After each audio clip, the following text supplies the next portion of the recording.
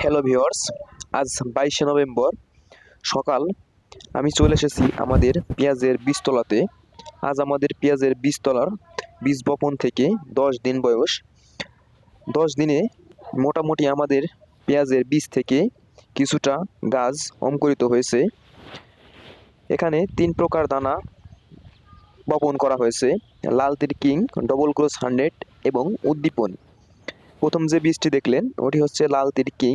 এখন যেটি দেখছেন এটি হচ্ছে ডবল ক্রস 100। এবং ডান পাশে যে বীজটি দেওয়া আছে এই বীজটি হচ্ছে উদ্দীপন। মোটামুটি আমাদের 3টি বীজই একই রকমভাবে অঙ্কুরিত হয়েছে। মোটামুটি 80%-এর মতো অঙ্কুরিত হয়েছে। এখনও কিছু বীজের গাছ মাটির নিচে চাপা আছে, এগুলো কিছুটা বের হয়েছে, হয়তো আরও 2-1 দিনের ভিতরে বের হয়ে যাবে। আমাদের এই জমিটা থেকে একটু দূরে আমাদের আরেকটি জমি বীজতলা করা হয়েছে। সেটি এটা থেকে 5 দিন পরে বীজতলা করা হয়, যার কারণে ওইটিতে এখনও বীজ থেকে গাছ হয়নি।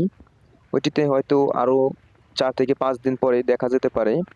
এখন আমি ওই জমিটাতে যাচ্ছি, আপনাদেরকে দেখাই।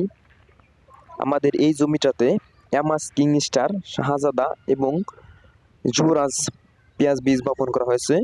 এটাতেও 3-4 দিনের ভিতরে গাছ অঙ্কুরিত হবে।